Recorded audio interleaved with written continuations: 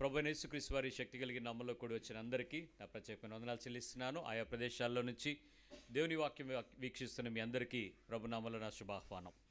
మనం నేర్చుకుంటున్నటువంటి దేవుని యొక్క మాటను ఒకసారి గుర్తు చేసుకుందాం. మన స్నేహితుడు ఇంటర్వ్యూ చేస్తూ సరదాగా అడిగిన ప్రశ్నే కానీ చాలా దూరం తీసుకెళ్తా ఉంది మనల్ని. మీరు లోకంలో సంతోషించడం, ఆనందించడం ఎప్పుడో మారిపోయారు కదా. ఆనందించే సంతోషాలన్నీ కూడా దేవుని దగ్గరకు వచ్చి, దేవునిలోనికే వచ్చి నిజమైన ఆనందం, సంతోషం ఆయన దగ్గరే, ఆయనలోనే, దేవునితోనే, ఆయన నిజమైన శాంతితోనే మీరు పొందగలుగుతున్నారా అని అడిగిన ఆ ప్రశ్నలో మరికొంచెం లోపలికి వెళ్ళి ఈరోజు మరొక మాటను వినడానికి హృదయాన్ని తెరుచుకుందాం. నిజంగానే లోకంలో సంతోషించేటువంటి సందర్భాలు చాలా వరకు తగ్గిపోయాయని నేను భావిస్తున్నాను. నా వరకు అయితే చాలా వరకు తగ్గాయి. పూర్తిగా పోయాయని చెప్పను, చాలా వరకు తగ్గిపోయాయి. అంటే లోకంలో సంతోషించగలిగే విలాసభరితమైన, ఆనందభరితమైన, ఉత్సాహభరితమైన, ఉవ్విళ్ళూరుకునే పరిస్థితులైతే రక్షణ పొందిన రోజే చచ్చిపోయినాయి. ఇక లోకంతో పాటుగా, లోకం అందరితో పాటుగా చూసుకునే పరిస్థితుల్లోనైతే మెరుగైన విశ్వాసాన్ని నేను కాపాడుకోగలుగుతున్నాను. ఇంకా కొన్ని పరిస్థితుల గురించి మాట్లాడగలిగినప్పుడు కంపారిజన్, ఎవరితోనైనా పోల్చుకుని చూసినప్పుడు అమ్మయ్య ఈ పరిస్థితుల్లో వాళ్ళలాగా నేను లేనే అని నేను అన్నగాని, నా వరకు నేను అలా కిందకి దిగలేను కదా, నాకంటూ క్రీస్తు పక్షంగా ఒక మెట్టు ఉంది కదా అని ఆ మెట్టు మీద నన్ను ఎక్కించినందుకు దేవునికి కృతజ్ఞతలు అనేటట్లు తీర్పు తీర్చకుండానే, పోలిక లేకుండానే నిలబడగలను. మరి మీరు కూడా ఆ స్థాయికి ఎదుగుతున్నారని నేను నమ్ముతున్నాను. ఆ మాటల్లోని భాగంగానే ఈరోజు మరొక మాట చెప్పాలని ఆశపడుతున్నాను. మత్తయి సువార్త 6వ అధ్యాయము 32 నుంచి ఆ వచనాన్ని మనకి ప్రభు మాట్లాడిన మాటను ఒకసారి చూస్తే, ఇవన్నీ మీకు కావాలనని మీ పరలోకపు తండ్రికి తెలియను, కాబట్టి మీరు ఆయన రాజ్యమును నీతిని మొదట వెదకుడి. మొట్టమొదట దేన్ని వెతకాలట? కాబట్టి మీరు ఆయన రాజ్యమును, ఆయన నీతిని మొదట వెతకుడి, అప్పుడు అవన్నీ మీకు అనుగ్రహింపబడును. అంతే, అప్పుడు మీకు అవన్నీ మీకు దొరికేస్తాయి. ఈ లోకంలో మనం ప్రశ్నించుకునే మాట ఏంటంటే, ఆయన నీతిని, రాజ్యాన్ని వెతుకుతూ ఆకలి దొప్పులతో ప్రయాసపడుతూ దేవునిలో చాలా ఆనందిస్తున్నామని మనం దేవునిలో చెప్పగలమా? ఆ మాట వినండి శ్రద్ధగా. ఆకలి దొప్పులతో అంటే ఆయన నీతిని, రాజ్యాన్ని వెతకటానికి మనకున్న ఆకలి దొప్పికలతో బతుకుతూ నిజంగా ఆ ఆకలి దొప్పులతో కూడిన ప్రయాసలో నేను దేవునిలో చాలా ఆనందిస్తున్నానండి అని చెప్పగలమా? మన భక్తి నిజమైనటువంటి ప్రయాస అయితే ఆకలి దొప్పుల కోసం, దేవుని నీతిని, రాజ్యాన్ని వెతుక్కోవడం కోసం ప్రయాసపడుతూ ఆకలి దొప్పికలతో ఆనందిస్తున్నాను, అలమటిస్తున్నాను. నాకు కరువు గురించి కాదు, ఆకలి ఉంది, దప్పిక ఉంది, తృప్తి లేదు, తీర్చబడట్లేదు. కానీ నీతి కొరకు ఆకలి దప్పులు కలిగిన వారు తృప్తిపరచబడతారని వాక్యం చెప్తుంది. దేవునిలో ఆ రకమైనటువంటి ఆ నీతిని, రాజ్యాన్ని వెతుకుతానికి ఉన్నటువంటి ఆకలి, ఆ దప్పిక, నేను తృప్తి పడుతున్నటువంటి తృప్తికి, లోకంలో ఉన్నటువంటి శారీరకమైన, మానసికమైన ఆనందాల తృప్తికి భిన్నమైనదని నేను ఆనందించగలుగుతున్నాను. ఆ ఆనందం మనలో ఉందా? ఆ స్థాయిని మనం పొందగలుగుతున్నామా? అది మనం పరీక్షించుకోవాలి. ఈరోజు కొంచెం లోతైనటువంటి విషయం, దేవుని మాటతో, వాక్యము నుంచి వాక్యము రాపిడి పెడితే ఎలాంటి నిప్పు వస్తుందో ఒకసారి చూద్దాం. ఈరోజు ఆయన మనతో చెప్తున్నటువంటి మాట అదే అధ్యాయం, మత్తయి సువార్త 5వ అధ్యాయం 6వ వచనం చూస్తే, నీతి కొరకు ఆకలి దప్పులు గలవారు ధన్యులు, వారు తృప్తిపరచబడుదురు. నిజంగా నీతి కొరకు గనక ఆకలి దప్పికలుగు, నీతిగా బతకడం కోసం, ఆయన నీతిని, ఆయన రాజ్యాన్ని వెతకడం కోసం ఆకలి దప్పులు కలిగి ఉంటే మీరేమవుతారంట? ధన్యులు, తృప్తిపరచబడతారు. అంటే మనకి సాటిస్ఫై అవుతుంది, అమ్మయ్య పర్వాలేదు అన్న ఫీలింగ్ మనకు వస్తుంది. ఈ వచనం ఆకలి దప్పికలతో ఉండేటువంటి తృప్తికి, నీతి రాజ్యాన్ని వెతుకుతూ ఉండేటప్పుడు ఉండేటువంటి ఆశకి మధ్యలో ఉండేటువంటి డిఫరెన్స్ చెప్తాను ఈరోజు. కొంచెం శ్రద్ధగా వినడానికి ప్రయత్నించండి. పిల్లలు, వాళ్ళకి కొన్ని విషయాలు అర్థమవుతాయి. వాళ్ళకి కావాల్సిన స్థాయి అర్థం కానప్పుడు పెద్దలైనటువంటి మీరు అర్థమయ్యేటువంటి స్థాయికి జీవిస్తేనే వాళ్ళకి ఈ విషయం అర్థమవుతుంది. అంతేగాని మీరు చెప్తే అర్థమవుద్దు, మీరు చేస్తే అర్థమవుద్ది. మీరు జీవించిన జీవితమే పిల్లలకి మాదిరయ్యి వాళ్ళకి విషయాలలో అర్థవంతమైనటువంటి బోధను వాళ్ళ బ్రతుకు తెచ్చుకుంటారు. జాగ్రత్త, మీరేదో చెప్పేస్తారంటే కుదరదు, చేయాలి. ఈ వచనం ప్రకారం మీరు చేస్తేనే అవుతుంది. ఎగ్జాంపుల్ ఏంటో చెప్తాను. ఈ 2 వాక్యాల నెరవేర్పు గురించి మనం ఆలోచన చేద్దాం. ఒక వ్యక్తి దేవుని నీతిని, రాజ్యాన్ని వెతకటానికి గనక ప్రయత్నం చేస్తే మనకు కావాల్సినవన్నీ దొరుకుతాయి. అయితే దేవుని నీతిని రాజ్యాన్ని వెతకటానికి ముందుగా మనం ఏంటికి వెతుకుతాము? ఏమి తిందుమా, ఏమి తాగుదుమా, ఏమి ధరించుకుందుమా, రేపేం జరుగుద్ది, భవిష్యత్తు ఏంటి, నా కుటుంబం ఎలాగా, నా ఉద్యోగ భద్రత ఏంటి, నా అప్పు లేక ఆర్థిక నిజాయితీ స్థాయి ఎలా ఉండాలి, నా ప్రమోషన్ ఏంటి, నా పిల్లలేంటి, అమెరికాలో వీసా పరిస్థితులు ట్రంప్తో మారిపోయిన బతుకేంటి, ఇప్పుడంతా సమస్యలు అవే. నెక్స్ట్ ఫ్యూచర్ ఏంటి, వెళ్దాం అనుకుంటున్నాం, పంపుదాం అనుకుంటున్నాం, ఉందాం అనుకుంటున్నాం, కొందాం అనుకుంటున్నాం, నెక్స్ట్ ఏమవుద్ది. ఆయన ఏమంటున్నాడు? ఇవన్నీ పక్క పెట్టండి, ఇవన్నీ ఏం చేయాలి ఆయనకి తెలుసు, కానీ ముందు మీరు ఏం వెతకాలి? ఆయన నీతిని, ఆయన రాజ్యం. నీది కాదు, దేవుని నీతిని, దేవుని రాజ్యాన్ని. అందరూ వెతుకుతున్నది కాదు, దేవుని నీతిని, దేవుని రాజ్యాన్ని మీరు వెతకండి. అప్పుడు మీకు కావాలన్నీ దేవుని కొరకు దేవుడు మీకు ఇస్తాడని చెప్తున్నాడు. దేవుని యొక్క వాక్యమును అర్థం చేసుకునేటప్పుడు ఎలాంటి స్థాయి విశ్వాసంలోకి మనిషి ఎదుగుతాడో చెప్పనా? యోహాను సువార్త 6వ అధ్యాయం 53వ వచనం, జాన్ 6:53. కావున యేసు ఇట్లనెను, మీరు మనుష్య కుమారుని శరీరము తిని ఆయన రక్తము త్రాగితేనే కాని మీలో మీరు జీవము కలవారు కారు. నా శరీరము తిని నా రక్తము త్రాగువాడే నిత్య జీవము గలవాడు. అంత్యదినమున నేను వానిని లేపుదును. నా శరీరము నిజమైన ఆహారమును, నా రక్తము నిజమైన పానమునై ఉన్నది. ఆయన నీతిని, ఆయన రాజ్యాన్ని వెతికేటప్పుడు ఏమి తిందుమా, ఏమి తాగుదుమా అని లోకంలో వెతకద్దు. ఇప్పుడు ఏం తినాలి, ఏం తాగాలని ఉంది? ఆయన శరీరమును, ఆయన రక్తమును తిని తాగువాడు నిత్య జీవం కలిగిన వాడు, అంత్యదినమున వాడు భద్రం చేసుకుంటాడు, దేవుని రాజ్యం వాడి దగ్గర ఉంటుంది.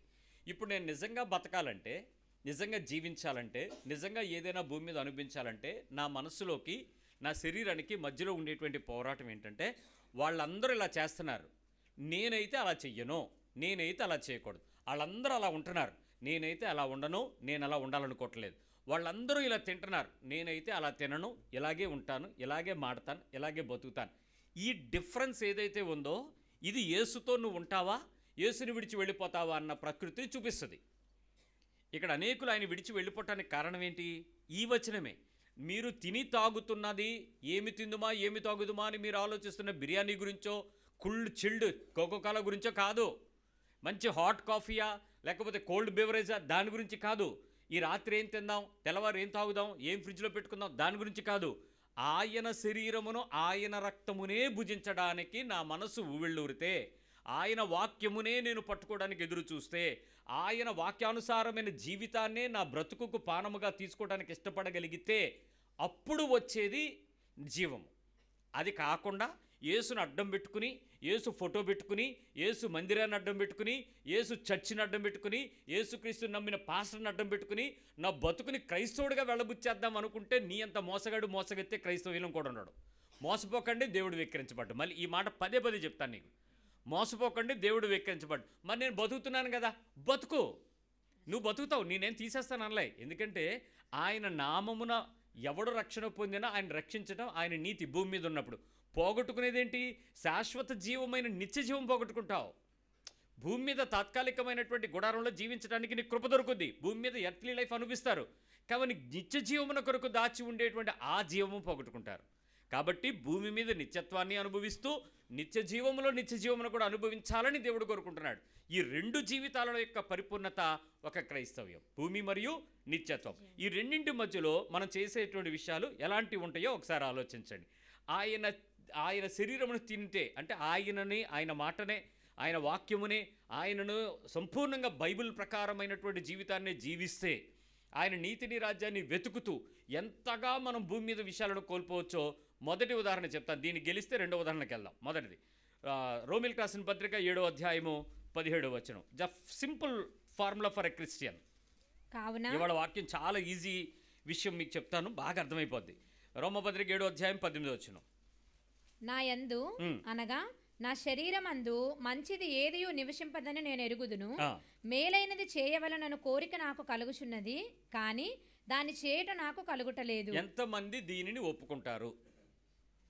ఫస్ట్ కండిషన్ ఏంటి? ఇక్కడ మాట చెప్తుంది, నా యందు అనగా నా శరీరమందు మంచిది ఏదియు నివసింపదని నేను ఎరుగుదును. సో ఫస్ట్ థింగ్ ఏంటంటే, నీవు నీ బాడీలో బెస్ట్ అయితే ఏమీ లేదని ఎంతమంది చెప్పగలరు? షుగర్ వచ్చిన తర్వాత కాదు, వచ్చిన తర్వాత అందరూ చెప్తారు ఏమని, నా బాడీలో ఏమంత ఎనర్జీస్ లేవండి, లెవెల్స్ లేవండి, అది కాదు. మామూలుగా చెప్పండి, నీ శరీరంలో ఏ మంచి నివసించటం లేదు, ఏ విషయంలో కూడా శరీరములో ఉండేటువంటి శరీరానుసారమైనటువంటి బలమైనటువంటి శక్తి, బలమైనటువంటి సామర్థ్యాలు నా బాడీలో ఏమీ లేవు. ఏది చెయ్యొద్దు అనుకుంటున్నానో అవే చెయ్యాలనిపిస్తుంది, ఏవి చెయ్యాలని నాకు తెలుసో వాటిని చెయ్యనివ్వటం లేదు అని ఎంతమంది ఒప్పుకుంటారు? చేతులు చూడండి, చక్కగా లేపుతారు. ఇప్పుడు ఎత్తండి. ప్రతి ఒక్కరికి ఇదే నొప్పి కదా, ఇదే నొప్పే. బాధ ఉందా? చెయ్యకూడనివి నేను చేసేస్తున్నాననే బాధ ఉందా? చెయ్యాల్సినవి చేయట్లేదన్న దుఃఖం ఉందా? కన్ను నిన్ను అభ్యంతరపడితే పీకే అయితే పేకవా? చెయ్యి నిన్ను అభ్యంతరపడితే నరకవా? కాలు నిన్ను అభ్యంతరపడితే పీకేసి తీసిపారే వదిలేవా? ఇవేం వదలకుండా నీకేం కావాలి? ఏమి లేవండి అనేస్తే సరిపోయిందా? ఇక్కడ అదే చెప్తున్నాడు. నీ శరీరములో మంచిది ఏది నివసించటం లేదు అనే విషయం నీకు తెలిసిన తర్వాత శరీరం చెప్పింది వినాలా వినకూడదా? చెప్పండి ఒకసారి. నాకు వినపడలేదు. ఎవరు చెప్పింది వినకూడదు? ఎవరి శరీరం చెప్పుద్ది? సినిమా చూడమని నీ పక్కోడు చెప్తాడా, నీ శరీరం చెప్పుద్దా? అప్పుడు ఎవరు వినాలి? వినాలా వినకూడదా? వినకూడదన్న మళ్ళీ ఎందుకు వింటున్నావు? మరి వినాలనిపిస్తుంది కదా, చూడాలనిపిస్తుంది. అంటే నీ శరీరం చెప్పిందే వినాలనిపిస్తుంది తప్ప ఇంకోటి శరీరం ఎవడో వచ్చి చెప్పాలి. అప్పుడు నీ లోపల, నీ అంతరంగంలో దేవుని ఆత్మ ఏం చెప్తున్నాడు? నువ్వు నా మనిషివి, నా రక్తం నీలో ఉంది, నా శరీరం నీలో ఉంది, నేను నీలో ఉన్నాను, మనిద్దరం కలిపినటువంటి వాక్యం నీలో ఉంది, మనిద్దరం నిత్యజీవం కొరకు దాచిపడి ఉన్నావు, నువ్వు నా సొత్తు, నువ్వు లోకానికి సంబంధించినవు కావు. ఇవన్నీ ఎవరు చెప్తున్నారు? నీ లోపల యేసుక్రీస్తు అనేవాడు చెప్తున్నాడు. ఎందుకు? నువ్వు ఎప్పుడైనా లోకంలో ఎవరైనా నేను దగ్గరికి వచ్చి ఈ విగ్రహం పెద్దది ఊరేగిస్తూ ఉంటే అక్కడికి నేను పట్టుకెళ్ళి ఒక్కసారి దండం పెట్టు మహాప్రభు అన్నాడు అనుకోండి, పెడతావా? ఏం చెప్తావు నువ్వు? నేను యేసుక్రీస్తు సంబంధుని అని చెప్పేస్తావే రోషంగాను. ఎంత పరిస్థితులను వంగడానికి ఇష్టపడవే? నీకు $1,000,000 ఇస్తామన్నా ఒప్పుకోవే? ఎందుకు? నీ రక్షణ, నీ విశ్వాసాన్ని ప్రకటిస్తుంది. అదే శరీరం ఇప్పుడు నీతో చెప్పుద్ది ఏమని? ఇది చెయ్యకూడదు అని. ఏమంటున్నావు నువ్వు ఆ శరీరంతో? లోపల నుంచి చెప్తున్నాడు చెయ్యొద్దని. నీకేం వినపడద్దు అప్పుడు? పర్వాలేదు ఈ ఒక్కసారికని చెప్పుద్దా? ఏం అవ్వదలేని చెప్పుద్దా? ఓకే, అది నీ ఇష్టమే. ఇప్పుడు దేవుని వాక్యం ఏం చెప్తుంది? అసలు నువ్వు శరీరాన్ని చక్కగా వింటున్నావో లేదో, ఏమి చెయ్యొద్దని చెప్తుందో, ఏంది చెయ్యాలనిపిస్తుందో, ఈ ఫైట్ ఎక్కడదో చెప్తాను. ఓకే, మీరందరూ అన్నారు కదా ఏది మంచిది లేదని మీరు చేయలేస్తారు. మీరే సాక్షి, నేను కాదు. ఇప్పుడు 8వ అధ్యాయం 5వ వచనం ఏం చెప్పింది? శరీరానుసారులు శరీర విషయముల మీద మనస్సు నుంతురు. అంటే ఇప్పుడు నువ్వెవరివి? శరీరానుసారు. అది దేని మీద మనసు ఉంచుతున్నావు? అంటే ఇప్పుడు నువ్వేమైనా చెయ్యాలి అనే డెసిషన్ ఎవరిది? నీదా, నీ పక్క బాడీదా? కొన్ని మీ ఇంట్లో వాళ్ళు ఉంటాయి. ఇప్పుడు ఫర్ ఎగ్జాంపుల్ ఈరోజు నేను డైటింగ్ చేద్దాం అనుకున్నాను, మా అమ్మగారు ఈరోజు బిర్యానీ చేస్తారు. ఏమంటారు? ఈ ఒక్కరోజు తిని రేపటి నుంచి అంటారు. ఇప్పుడు బలవంతం ఎవరిది? నాది కాదు. ఎవరిది? కానీ తినాలా వద్దని డెసిషన్ ఎవరిది? ఇప్పుడు నా శరీరానుసారం నేనేం చెప్తాను? నిజమే, ఈ ఒక్కరోజు తింటే చచ్చిపోనులే, రేపు పొద్దు నుంచి ఎలాగూ ఫాస్టింగే, రేపటి నుంచి ఎలాగూ డైటింగే, ప్రభువా ఈ రాత్రికి నీ కృప నిమ్ము, కొవ్వు లేకుండా సహాయం చెయ్యమి అని ప్రార్థన చేసి తినేస్తాను. ఇప్పుడు నేను శరీరానుసారాన్ని కాబట్టి దేని మీద మనసు ఉంచాను? నా కడుపు, నా దేవుడు, నా ఆహారం మీద, ఆ మంచి వాసన మీద, ఆ మంచి రుచి మీద దాన్ని గెలవలేక శరీరానుసారిని కాబట్టి శరీరం మీద మనసు ఉంచుతున్నాను. మా ఫ్రెండ్స్ అందరూ వచ్చి బయటకు వెళ్దాం రారా అన్నాను. నేను బయలుదేరడానికి ఉండరా, ఒక అరగంటలో వస్తానన్నాను. మా వాళ్ళు అన్నారు ఎలాగున్నా పర్లేదు వచ్చేరా అన్నాను. కానీ నా మనసు అయితే లోపల నుంచి కొట్టుకుంటుంది, అద్దం ముందుకు వెళ్ళి తర్వాత వెళ్ళమని. ఎందుకు? ఎలా ఉన్నా వచ్చేమని వాళ్ళు అడుగుతున్నారు, కానీ నా మనసు ఏం చెప్తుంది? ఇప్పుడు నేను శరీరానుసారినా, ఆత్మానుసారినా? ఇప్పుడు ఎవడో బలవంతం ఉంది నేను బయటికి వెళ్ళేటోడు తలదూకోమని ఎవడు చెప్పాడు? ఎవడో చెప్పడు. నా బట్టలు సరిగ్గా ఉన్నాయి లేదో చూసుకోవాల్సింది ఎవరి బాధ్యత? నాది. నేను ఎవరి సంబంధం? ఇప్పుడు నేను శరీరానుసారిని, శరీరం మీద మనసు ఉంచుతాను. మా ఆత్మానుసారి అయితే ఆత్మ సంబంధమైన విషయాల మీద ఉంచుతాడు. శరీరం కాబట్టి శరీరం మీద మనసు ఉంచుతాడు. ఇప్పుడు చెప్పండి, ఎవడి శరీరం ఎవడి కంట్రోల్లో ఉండాలి? ఇప్పుడు నువ్వు శరీర సంబంధివా, ఆత్మ సంబంధివా? అయితే మరి నీ శరీరంలో మంచిది లేదని నీకు తెలిసినప్పుడు దాన్ని చెప్పిన మాట ఎవడనమన్నాడు? ఎందుకన్నావు? దేవుని కొరకు నీతిని రాజ్యాన్ని వెతకడం అంటే ఎవరి నీతిని వెతకాలి, ఎవరి రాజ్యాన్ని వెతకాలి? నీదా ఆయిందా? భూమి మీద పరలోకందా? మరి నువ్వు భూమి మీద ఎందుకు ఎత్తుకావు? ఏమి తిందుమా, ఏమి తాగుదామా, ఏమి ధరించుకుందామా, ఏమి దాచుకుందామా, రేపటి గురించి ఇవేం ఉండకూడదని చెప్పుకున్నాం. ఇవన్నీ ఉండకుండా ఉండడమే దేవుని రాజ్యాన్ని వెతకడం. వీటి గురించి చింత లేకుండా బతకడం, దేవునిలో ఆనందించడం. దేవునిలో ఆనందిస్తున్నామని చెప్పుకునే మనము వీటి గురించి శరీరానుసారులమా, ఆత్మానుసారులమా? మరి దేని మీద ఉంది మనసు అంతా? ఇక్కడ మేమేమీ సంబంధం లేదు, ఇప్పుడే కుంభమేళ నుంచి వచ్చాం అన్నాడు ఎవడు? ఎవరు లేరు ఇక్కడ. అక్కడ కూడా పోటీ. ఆ బాబా కన్నా ఈ బాబా గొప్ప, ఈ బాబీ కన్నా ఈ బీబీ గొప్ప. జుట్టులో కానీ, బూడిదలో కానీ, ఆ వేసుకున్న సోలాల్లో కానీ, ఆ వేసుకున్న బూడిదలో కానీ, దేనిలో దానిలో ఆడల్లో గొప్పే. మరి ఇంతకీ ఆత్మానుసారులు ఎవరైతే కుంభమేళాలను లేరు, ఇదిగో ఇక్కడ కూర్చున్న ఈ కుంభమేళాలను లేరు. ఏమనాలి మనల్ని? ఇక్కడ చెప్తున్న మాట చూద్దాం మళ్ళీ. 8వ అధ్యాయంలో మనం ఫెయిల్ అయ్యాం. గలతీయులు రాసిన పత్రిక 5వ అధ్యాయం 17వ వచనం. గెలీషియన్స్ 5:17.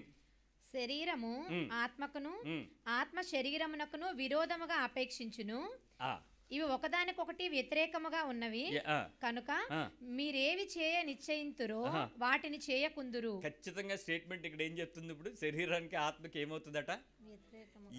ఒకదానికొకటి హ్యాపీగా కంట్రోల్ అవుతున్నాయా, బాగా కాంట్రవర్సీ కొట్టుకుంటున్నాయా? శరీరమునకు ఆత్మ ఒకదానికొకటి విరోధముగా, ఇవి ఒకదానికొకటి వ్యతిరేకముగా, విరోధముగాను వ్యతిరేకంగా ఉన్నవంట.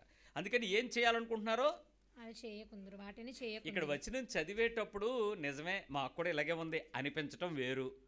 ఆ విషయం నువ్వు చేయాల్సి వచ్చినప్పుడు నేను చేయలేకపోతున్నాను మహాప్రభో, పరిశుద్ధాత్మదేవా, నేను శరీరాన్ని జయించాలి, నేను ఆత్మానుసారంగా బతకాలనుకుంటున్నాను, భూమి మీద శరీరంతో ఉండి నీ ఆత్మ చేత జయించబడే జీవితాన్ని నాకు కావాలి ప్రభో అని ఏడిచి నలిగి పౌలు మొర్ర పెడుతూ, ప్రభువా నివసించడానికి నాకు భూమి మీద బతుకుతున్న దినాల కన్నా నీ దగ్గరికి రావాలని ఎంత ఆశ ఉందని ఏడ్చేయటం ఆత్మీయత. కానీ భూమి మీద ఒక్కరోజు తక్కువ కాకుండా నీ దినాలన్నింటిలో నీతిగా బ్రతకడం ఆత్మీయత. వెళ్ళిపోవాలని ఆశ ఉండాలి, భూమి మీద అన్ని దినాలు సంతోషంగా బతకాలి. ఈ ఆకలి కావాలి. ఎంతమందికి ఉంది?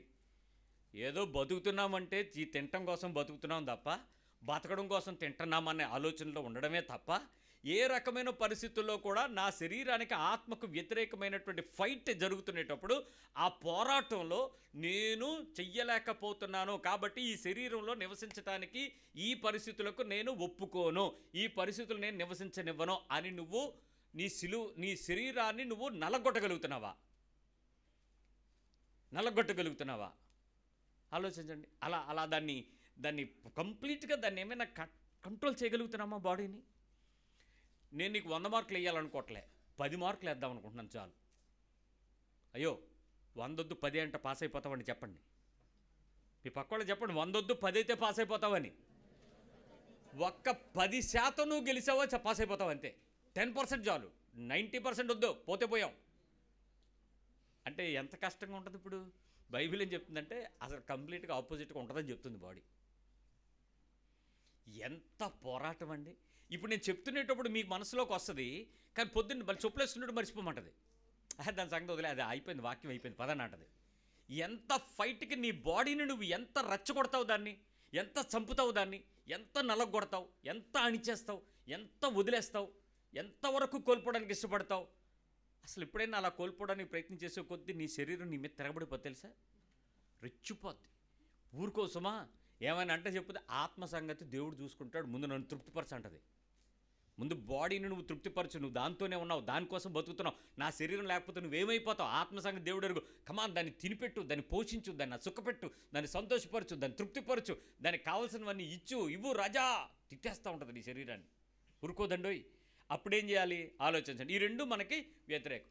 ఈ రెండు నాకు గెలుచుకుంటున్నాను అనండి ఒకసారి. నోటితో ఏం అవతలే, గెలవపోతే పోయాం, నోటితో అంటే ఏమన్నా తృప్తిగా గెలుచుకుంటున్నాం అనండి. ఇన్ని సంవత్సరాలు వచ్చావు కాబట్టి నీకు సిగ్గు లేదా అంటే సిగ్గుందన్నట్టు చిన్నపిల్లలకి మనం గట్టిగా దెబ్బలాడాడు. నేను ఒకడిని కూర్చోబెట్టి పిల్లడిని అడిగాను, నిజంగా నీకు సిగ్గు లేదురా అని అడిగితే ఆడు తలదించుకుని ఉందన్నాడు. అప్పుడు నాకు అర్థమైంది ఆడికి ఉందని. లేదు అన్నాడు అడిగి, నేనేం అనలేను, నేను పడాలి సిగ్గుగా. ఆడు ఉందన్నాడు కాబట్టి అమ్మయ్య నేను గెలిచానులే అని నా ఈగో సాటిస్ఫై అయింది. పిల్లలకి అదేదో తెలుసుద్ది.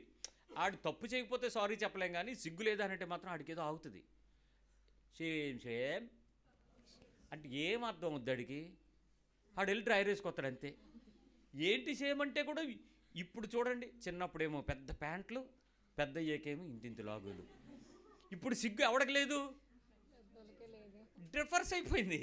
సో ఇప్పుడు సిగ్గుందా లేదా అన్నది ఏం లేదు. ఎంత ఇప్పు తిరిగితే అంత సెలబ్రిటీ. మీ ఫోటోలు ఎంత ఓపెన్ అయితే అంత బోల్డ్. మీ ఫాలోవర్స్ అన్ని లక్షల కోట్ల మంది పెరుగుతారు. మీకు కావాల్సినటువంటి మిలియన్ వ్యూస్ వస్తాయి. బోల్డ్. ఇది కదా ఇప్పుడు ప్రపంచం, సిగ్గులేనితనం. ఒక్క నిమిషం, కొరింథీ పత్రికలో 3వ అధ్యాయము 1 కొరింథీలో 3వ వచనం చెప్తుంది, మీలో అసూయయు కలహమును ఉండగా మీరు శరీర సంబంధులై మనుష్య రీతిగా నడుచుకున్న వారు కారా? అంటే ఆ రెండు ఉంటే ఎవరో శరీర సంబంధం. మీ పక్కన అడగ, మీకు రెండు లేవు కదా అని. ఏ రెండు? అసూయ, కలహము. మీకు గొడవ తెలీదు, అసలు ఎవరి మీద చూసినా మీకు ఏ బాధ లేదు, అసూయే ఉండదు. అప్పుడు మీరు ఆత్మ సంబంధులు కదండి. అయిపోయారా లేదా? రూపాంతరం వచ్చిందా లేదా? మీలో ఎవరి మీద, నాకు ఎవరిని చూసినా నాకు ఏ రకంగా ఫీలింగు, ఎమోషను, బాధ, దుఃఖం, నొప్పి, అసూయ లేవు. ఎవడైనా భూమి మీద చిన్నపిల్లవాడు తప్ప ఉన్నాడా? చిన్నపిల్లవాడు అంటే అది ఊహ తెలియక మనకు. పొరపాటున ఊహ తెలిసిపోయింది అనుకోండి, ఇద్దరు ట్విన్స్ ఉన్నారు అనుకోండి, అమ్మ ఒకరిని తీసుకుంటే రెండో వాడు ఏడుస్తాడు. ఎందుకంటే ఆడిని ఎత్తుకున్నాడు, నన్ను ఎందుకు ఎత్తుకోలేదని. అప్పటికే వచ్చేసింది అసూయ పుట్టినప్పటి నుంచే. ఇంతకీ విచిత్రం ఏంటంటే గర్భంలో కూడా కొట్టుకుంటారంట ఇద్దరు. ఏమంటే అదేంటో మరి, ఆ ఇద్దరికి కలహాలు ఉంటాయంట, వాళ్ళిద్దరికీ సమాధానం ఉంటుందంట. ఒకే కడుపులో ఉంటారు, మళ్ళీ ఒకే ఉమ్మ నీరు పంచుకుంటారు, ఒకే పేగులోంచి వెళ్తాయి ఇద్దరికి. కానీ ఇద్దరికి కూడా రకరకాలు. బయటకు వచ్చేటప్పుడు ఒకడేమో ఆడు మడం పట్టుకున్నాడంట, ఆడెంత గొప్పడు. ఉందా లేదా మరి? మీలో అసూయ, కలహం ఎవరికి లేవు చెప్పండి. ఇక్కడ ఏ వయసులో ఉండవో చెప్పండి, పోనీ చూద్దాం. అయితే మీరు ఎవరైతే రెండు ఉంటే మీరు శరీర సంబంధులే. ఎవరిని చూసినా మీరు ఏ గొడవ పడకుండా ఉండగలగాలి. ఎవరిని చూసినా ఆడి వృద్ధిని కానీ, ఆడి గెలుపుని కానీ, వాడి విజయాన్ని కానీ, వాడి ఉన్నతతను కానీ ఏది చూసి కూడా దుఃఖపడకుండా సంతోషమైన మనసు కలిగి ఉంటే మీరు ఆత్మ సంబంధులు అంట. అయితే మరి ఇది ఉండరనా? వాక్యం ఎలా చెప్పింది? ఉంటారనే? ఉండాలనే? అసూయ కలహం లేనోళ్ళు ఎవరో చెప్పండి. గుడ్డోడు, మరి లోపల దూరి చూడలేం కదా, సగం చూడడు. చెవిటోడు, సగం వినడు. మోగోడు, పరిశుద్ధుడు, ఆడనడు. గుడ్డి, చెవుడు, మోగ. అందుకే గాంధీ గారు మూడు కోతులు చూపెట్టాడు. ఆ రకంగా ఎవడైనా ఒకటి తయారైపోతే ఆడు పరిశుద్ధుడు అవుతాడు. పరిశుద్ధుడు అనడం ఆత్మ సంబంధి అవుతాడు. ఎందుకంటే ఆడు మాట్లాడు, ఆడు చూడ్డు, వాడు వినడు. ఇప్పుడు అలా ఎవరు ఉండగలరు? మనిషి అన్నాక ఉండగలమా? ఇంతకీ ఇప్పుడు ఇక్కడ ఆత్మ సంబంధులు ఉన్నారా, శరీర సంబంధులు ఉన్నారా? ఆయన నీతి రాజ్యాన్ని వెతికేవాళ్ళ, శరీరం వెతికేవాళ్ళ? First fail. అందుకే ఇది గెలిస్తే నెక్స్ట్కి వెళ్ళిపోదామని. పోనీ ఇంకొక మాట చెప్తాను. మీరు ఇంకా దీన్ని గెలవాలి అనుకుంటే సింపుల్ సూత్రం కూడా బైబిల్ చెప్పింది. గలతీ 2:20లో చెప్పేశాడు ఆ మాట. నేను క్రీస్తుతో కూడా సిలువ వేయబడి ఉన్నాను, ఇకను జీవించువాడును నేను కాను, క్రీస్తే నా యందు జీవించుచున్నాడు. నేను చెప్పాను చూడండి, ఆయన రక్తము తిని శరీరం తాగితే మనలో ఎవరుంటారు? ఇప్పుడు నువ్వు ఏం చేయాలి? క్రీస్తుతో కూడా నువ్వు కూడా ఏం చేయాలి? సిలువ వేయబడాలి. అంటే నిన్ను కూడా తీసుకెళ్ళి గాల్లో ఏం చేయాలి? భూమి మీద, ఆకాశం కింద, మధ్యలో సిలువ మీద, మేకుల మీద బెగేయాలి. నిన్ను కిందకి దింపకూడదు. అక్కడ ఉంచితే నీలో జీవించేవాడు ఎవరు జీవిస్తాడు? అప్పుడు యేసు ప్రభు జీవిస్తాడు. క్రీస్తులో జీవించగలుగుతావు. నీవు శరీర సంబంధిగా మారాలి, ఆ మారిన స్థితిలో నుంచి మారిపోవాలి అని అంటే క్రీస్తుతో కూడా సిలువ వేయబడాలి. జీవించేవాడను నేను కాదు, నా యందు ఎవరు? ఇప్పుడు నా యందు క్రీస్తు జీవించుచున్నాడు. ఇది నీ అంతరంగంలో, నీ మనస్సు అంతటిలో హృదయపూర్వకంగా చెప్పగలిగినటువంటి మాట అయి ఉండాలి. ఇక జీవించేవాడు నేను కాదండి, ఎవరండి? ఇప్పుడు యేసుక్రీస్తు. ఎవరైనా చూసారా మీ వీధిలో క్రైస్తవుల్ని? జీవించేది వాళ్ళ కోసం కాదండి, వాళ్ళకి యేసుప్రభు కోసం జీవిస్తున్నారండి. ఒక్కరిని చూపించండి. మన సంఘంలో ఎవరైనా చూసారండి వీళ్ళు వాళ్ళ కోసం జీవించరండి, వీళ్ళు యేసుప్రభుని జీవిస్తున్నారండి? ఈ సంఘంలో ఏది? నా ముందు కూర్చుని వాక్యం వింటున్న మీ సంఘంలో ఎవరైనా చూసారేంటి? మరి ఎన్ని సంవత్సరాలు వెతుకుతాం? ఇంకా ఎన్ని సంవత్సరాల పాటు సంఘము, వాక్యము, మాది మంచి చర్చి, మాది పెద్ద చర్చి, మాది గంట ఉందంట. ఒకడు నిన్న ఒక ఆయన చెప్పాడు, మా చర్చి మీద చాలా పెద్ద గంట ఉందండి. పడి చచ్చిపోయినారు బోల్డ్ మంది బైబిల్లో తెలుసా అని అడిగారు. అది ఎక్కడుందని అడుగుతున్నాడు. పడిపోతే రేపు నువ్వు పడిపోతే దానికని తెలుస్తుందిలే అన్నాను. బైబిల్ చెప్తున్న దాని ప్రకారం నువ్వు యేసుక్రీస్తు సంఘంలో చేరిన తర్వాత జీవించువాడనిక నేను కాదు, నా యందు క్రీస్తు జీవించుచున్నాడు. ఈ స్థాయికి నీ ఆత్మీయత ఎదగకపోతే, నీ ఉన్నతత్వం పెరగకపోతే, నీవు అనుకుంటున్న నీ అభిషేకం నిన్ను పెంచకపోతే, నువ్వు అనుకుంటున్న నీ దేవునితో నువ్వు నడవకపోతే, నీవు చదువుతున్న నీ వాక్యం నిన్ను నడిపించకపోతే, నీ బతుకులో యేసు ప్రభు రావడం ఉన్నంత కష్టమైన స్థాయి ఇంకోటి ఏమీ లేదు. ఏమీ లేదు. లోకంలో బ్రతికేవాడు ఎలా బ్రతికినా దానికంటూ వాడికి కావాల్సింది సంతోషం చేసుకుని బతికితే చాలు.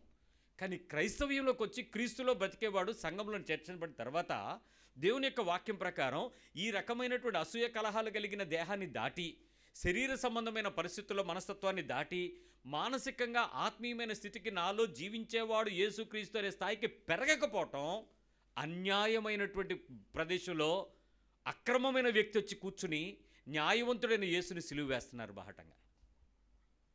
మీరు అన్యాయస్తులు, అక్రమకారులు, బలవంతంగా దేవుని రాజ్యంలో చొరబడిపోవడానికి వచ్చినటువంటి దొంగలను దోచుకునే వారు అని చెప్పాలి. ఎందుకు అనంటే ఏదో ఒక రకంగా యేసుప్రభు కనికరంలో మేము జారిపోతాం దూరిపోదాం అనుకుంటున్నారేమో. ఆయన 2 మాటలు చెప్పాడు. ధనవంతుడు దేవుని రాజ్యంలోకి వెళ్ళడం ఎంత కష్టమో తెలుసా? ఒంటి సూది మధ్యలోకి వెళ్ళడం అంత ఈజీ కాదన్నాడు. ఇది ఈజీ అంటే దానికన్నా. అలాంటి కఠినమైన విషయాలలో దేవుని వాక్యము అంత కరాఖండిగా చెప్పినప్పుడు అన్యాయస్తుడివైన నువ్వు దేవుని రాజ్యంలో ఎలా జోరబడిపోతా? అక్రమకారుడివైన నువ్వు, అసూయకారులవైన నువ్వు ఎట్లా దేవుని రాజ్యంలో చేరిపోదాం అనుకుంటున్నావు? అంటే క్రైస్తవ సంఘంలోకి వచ్చినంత మాత్రంలో, యేసు ప్రభులో బాప్తిజం తీసుకున్నంత మాత్రంలో ప్రభు ప్రేమించి క్షమించి నిన్ను పరలోకం తీసుకుపోతాడు అనుకుంటున్నావేమో. అలాంటి ఆప్షన్ ఏం లేదు. సంఘంలో రాకపోతే అవన్నీ ఒకసారి దేవుని యొక్క వాక్యం యొక్క బలమును రుచి చూచిన తర్వాత నువ్వు దేవుని వాక్యం నిబంధనకు లోబడకపోతే, ఆ కండిషన్స్, ఆ సర్కమ్స్టేషన్స్ అన్నిటికీ కరెక్ట్గా నువ్వు ఫిక్స్ అవ్వకపోతే నీవు ఎట్టి పరిస్థితుల్లోనూ దేవుని రాజ్యంలోకి చేరవు. కరాఖండిగా చెప్తుంది వాక్యం. ఇంత స్పష్టంగా నాలో జీవించేవాడు యేసుక్రీస్తే అయి ఉండాలి, ఆయన కోసమే నేను బ్రతుకుతూ ఉండాలి, ఆయన ఉద్దేశమే నేను నెరవేర్చువాడిన దానిగా మారాలి అనేటువంటి నీ మనస్సు నిన్ను సిద్ధపరచకపోతే, శరీరానుసారమైన ఈ జీవితాన్ని చంపకపోతే నష్టపోతుంది. నేను ఇందాక చెప్పాను, పిల్లలకి ఈ విషయాలు అర్థం అవ్వవు. తల్లులు తండ్రులుగా మీరు ఆ సాక్రిఫిషియల్ లైఫ్ని జీవిస్తేనే మీ పిల్లలకి అది అర్థమవుతుంది. మీరు లావిష్గా బతుకుతూ మీ పిల్లల్ని బాగా ఉన్నతంగా భౌతిక దీవెనలో మీరు పెంచుదామని అనుకుంటే ఆత్మీయమైన ఒక్క పిసరు ఆశీర్వాదం కూడా మీరు వాళ్ళకి ఇవ్వలేరు. హెవెన్లీ రిచ్ని, భూమి మీద ఎర్త్లీ రిచ్కి మీరు పెంచుకుందామని అనుకుంటే, ఏది దేవుడు దీవిస్తున్నాడు అనేది డబ్బును బట్టి, దేవుడు దీవిస్తున్నాడు అనే మీ జీవిత స్థాయిని బట్టి, దేవుడు దీవిస్తున్నాడు అనే మీ లగ్జరీస్ని బట్టి బతికితే ఆత్మీయ సంబంధమైనటువంటి 1% దీవెన కూడా నీ కుటుంబానికి, నీ జనరేషన్కి నువ్వు అందించలేవు. ఇది కంప్లీట్గా రివర్స్లో ఉంది వాక్యం. మరి నువ్వు ఏ స్థాయిలో బతుకుతావో, దేనికి దేవుడిని అడ్డం పెట్టుకుని జీవిస్తావో తేల్చుకో నీ బ్రతుకులో. గలతీ పత్రికలో 2వ విషయంకి వస్తున్నాను.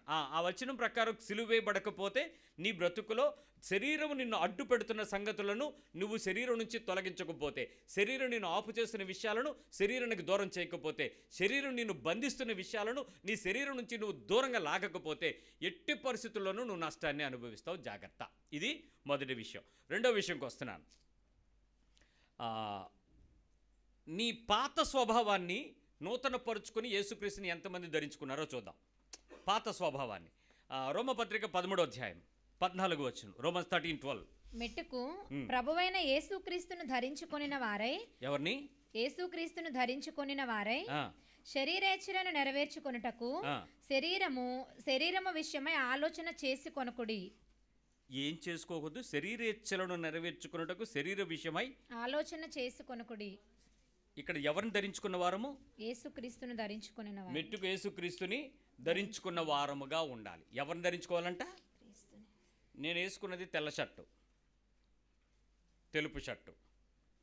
దీనికి నీలిమందు పెడితే ఇంకొంచెం రకమైన తెలుపు వస్తుంది. గంజి పెట్టి ఇస్త్రీ చేస్తే దానికి ఒక రకమైనటువంటి మెరుపు తేగలను. నేను వేసుకున్నది తెలుపు అని ఓవరాల్గా చెప్పగలను. వేసుకున్నది ధరించుకోవాలి అని అంటే నా శరీరం ఒకటి ఉంటుంది, దాని మీద నేను కవర్ చేసుకోవాలి. నేను ఒకడు ఉన్నాను, నా మీదకి యేసుక్రీస్తుని ధరించుకోవాలి. నా మీదకున్న కవరింగ్ ఏమై ఉండాలి? జీసస్ అయ్యి ఉండాలి.